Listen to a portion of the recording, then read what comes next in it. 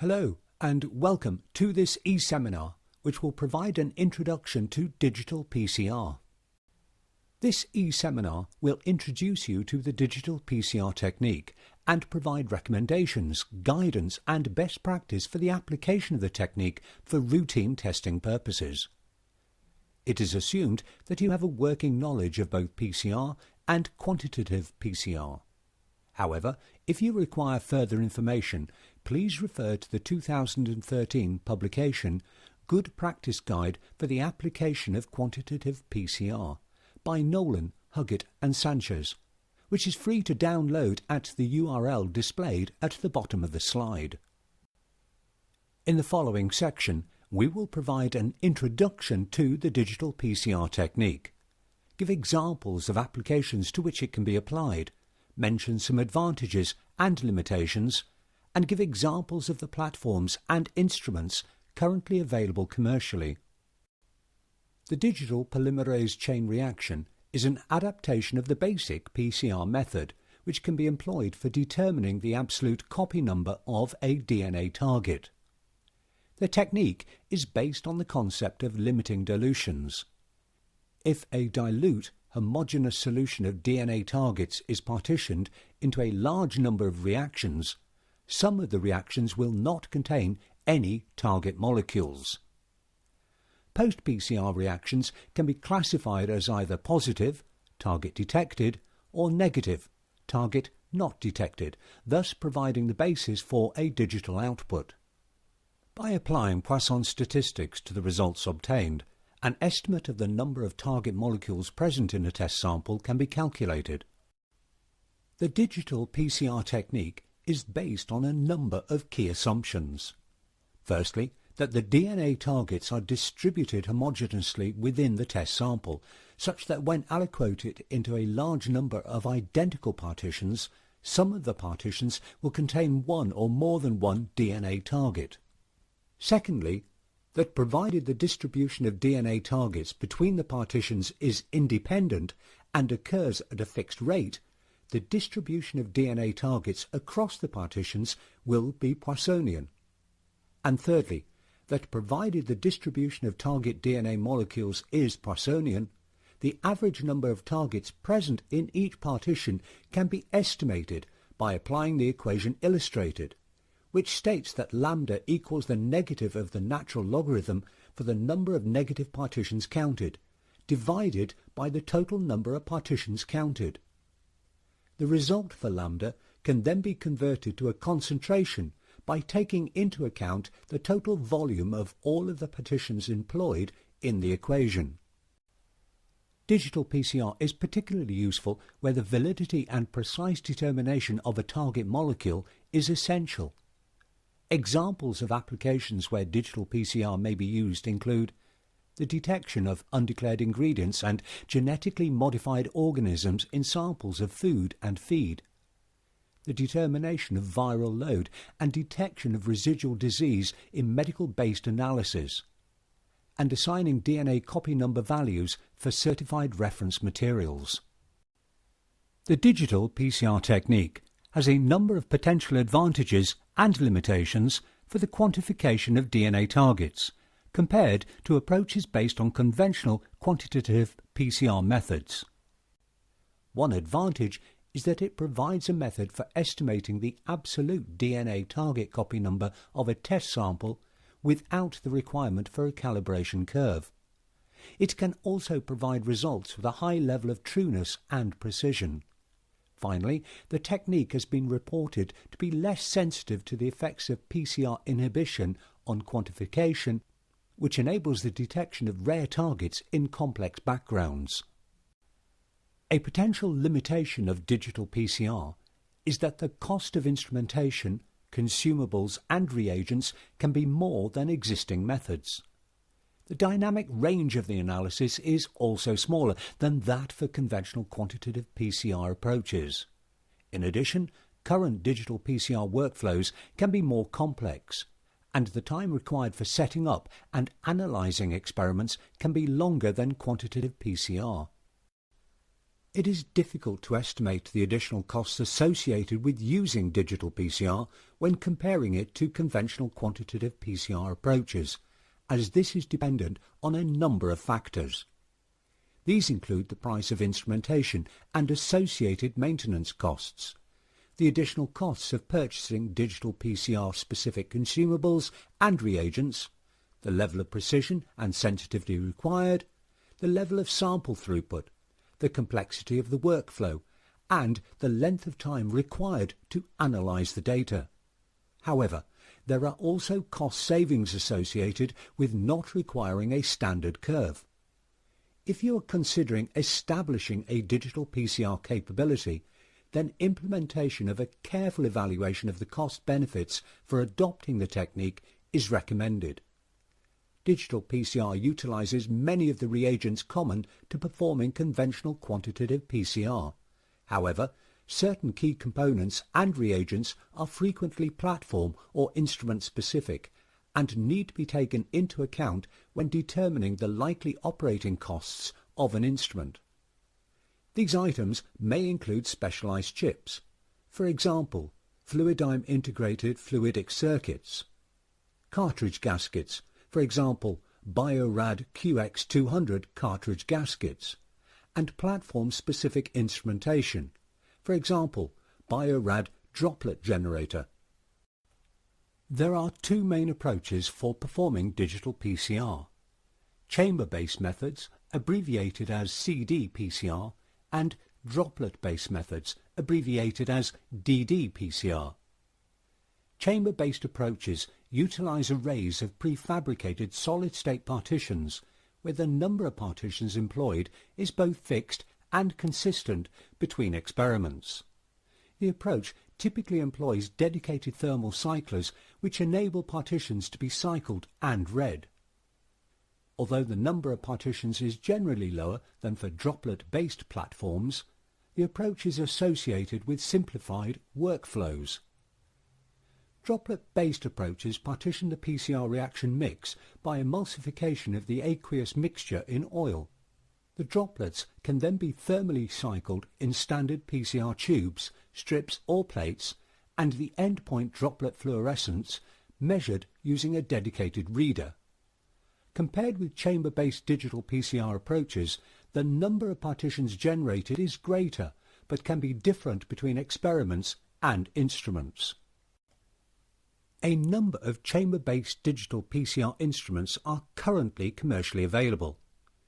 These include the Biomark HD system from Fluidigm, the Quant Studio 3D system from Thermo Fisher Scientific, the Constellation system from Formulatrix, and the Clarity Digital PCR system from JN Medsys. The table presented on the slide summarises some of the key features associated with examples of chamber-based instruments. A number of droplet-based digital PCR instruments are also commercially available. These include the QX200 droplet digital PCR system from Biorad, the Raindrop digital PCR system from Raindance Technologies, and the NICA system, Crystal digital PCR system from Stiller Technologies. The table presented on the slide summarises some of the key features associated with examples of droplet-based instruments. In the following section, we will provide some general guidance for consideration when designing digital PCR experiments and analysis of the data generated. The digital PCR reaction setup is similar to that used for quantitative PCR, the key difference being the process of partitioning of the PCR reaction mix into large numbers of individual reactions known as partitions. A typical digital PCR master reaction mix has a number of components. It will contain a DNA template, which should have an A260 to A280 ratio of 1.8, an A260 to A230 ratio of 2.0, and be at a concentration for double-stranded DNA sufficient to theoretically generate a value for lambda, target copies per partition of 1.6. The mix will also contain forward and reverse oligonucleotide primers. A hydrolysis probe is included, except where an intercalating dye approach is employed.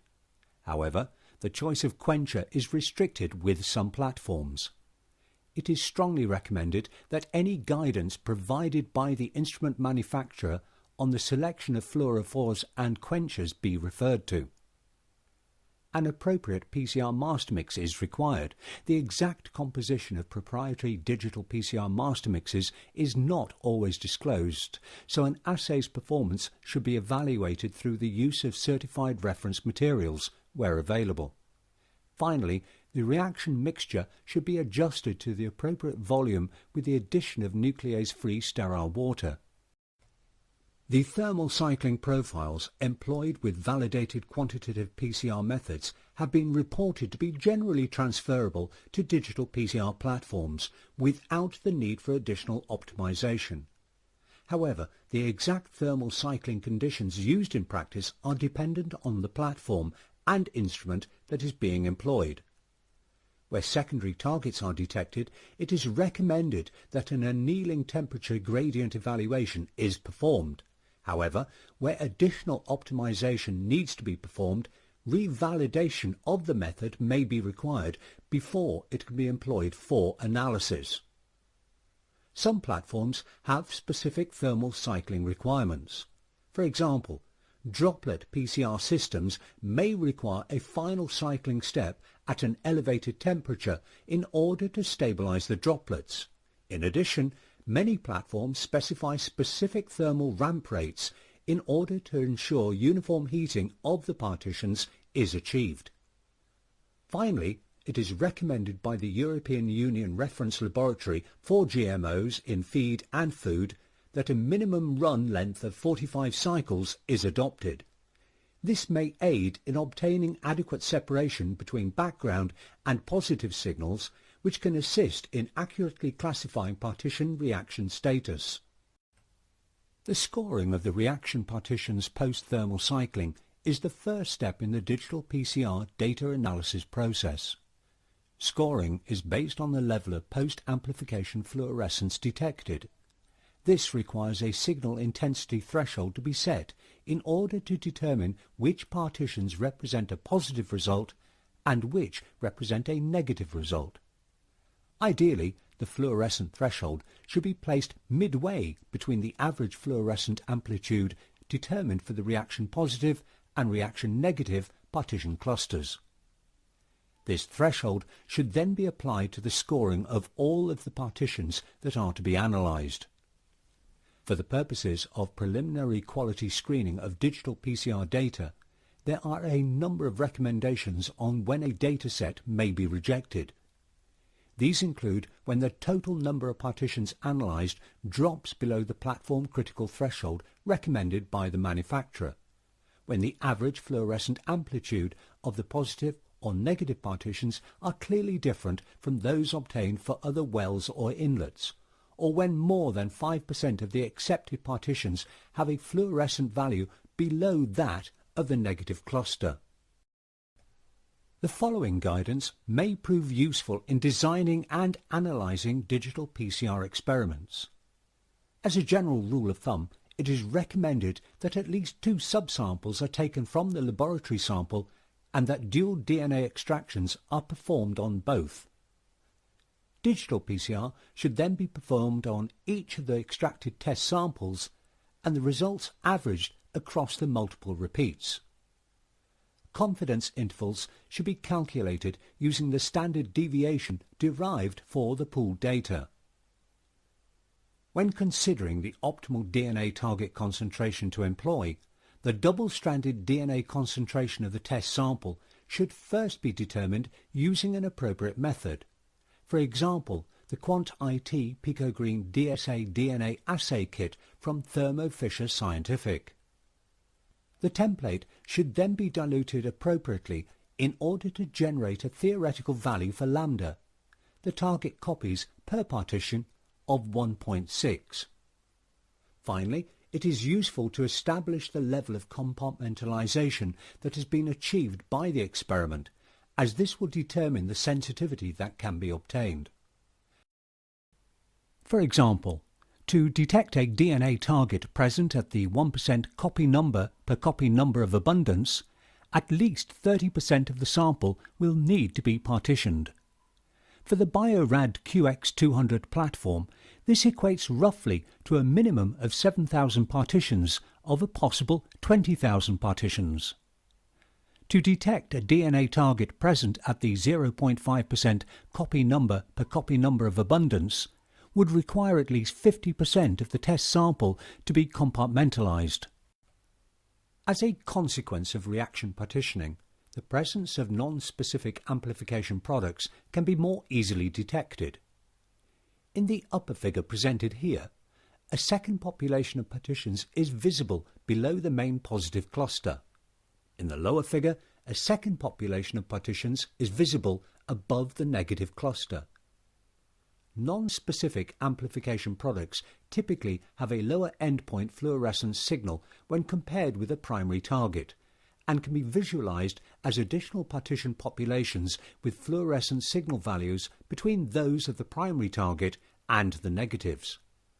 Importantly, the presence of multiple partition populations may complicate analysis of the data by influencing the positioning of the cutoff threshold, which may lead to the misclassification of scored partitions. Potential causes of specificity issues include non-specificity of the assay and spectral overlap. Non-specificity is where the primers and/or probe anneal to DNA sequences other than the primary target. This may occur when pseudogene sequences are present or, alternatively, and particularly in plants, where duplicated regions of the genome exist. Spectral overlap is where an overlap in the emission spectra exists between assay fluorophores, which may lead to signal bleed through from one assay's detector to another. A number of strategies exist for dealing with assay specificity. Additional assay optimization may be performed, primarily through analysis of primer and probe annealing temperature effects and the use of temperature gradient evaluation. Alternatively, the assay could be redesigned to be more specific, although this would require revalidation of the assay to be performed. Finally, possible spectral overlap of the fluorophores may be reduced by employing narrow emission reporter dyes. The figure presented here illustrates the impact of increasing the annealing temperature on PCR assay specificity, which has resulted in the reduced amplification of a secondary target. Following preliminary analysis of the results, a number of digital PCR-specific criteria may be applied to evaluate the quality of the data generated.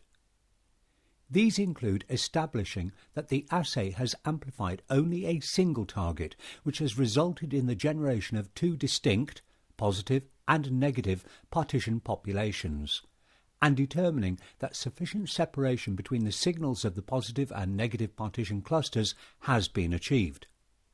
The latter is commonly referred to as peak resolution and is discussed in more detail later in the presentation. Finally, the fraction of partitions which possess intermediate fluorescent value, otherwise known as RAIN, should be checked to confirm it does not exceed 2.5% of the total number of partitions accepted for analysis. RAIN, or drag, is the term applied to partitions that exhibit an intermediate level of fluorescence that falls between that for the positive and negative populations. Examples of RAIN are shown in the figures on the slide. The RAIN appears as dispersed partitions which are located between the two main partition clusters. Some RAIN can be attributed to the late onset of PCR and should therefore be considered a member of the positive partition population. As a consequence, a certain level of RAIN may be considered acceptable as an integral component of any digital PCR experiment. Mathematical simulations have demonstrated that up to 2.5% of the counted partitions can be tolerated as RAIN before a 25% quantitation bias is exceeded. Therefore, it is recommended that a threshold for RAIN be established as 2.5% of the partitions counted and scored. datasets which exhibit rain in excess of this threshold should be considered as unreliable. A number of recommendations have been presented for dealing with excessive levels of rain. Firstly, it is important to determine if a significant proportion of the rain is the result of late amplifying partitions. This can be determined by systematically increasing the number of cycles in progressive increments from the standard 45. If the level of rain is significantly reduced by increasing the number of cycles, then the threshold should be positioned as close to the negatively scored population of partitions as possible. Alternatively, the rain may be caused by the mispriming events of the primers and probe. This can be evaluated by performing an annealing temperature gradient analysis on the primers and probe, which may identify an alternative annealing temperature that reduces the existing rain component. An example of the results for an annealing gradient experiment is shown in the top figure.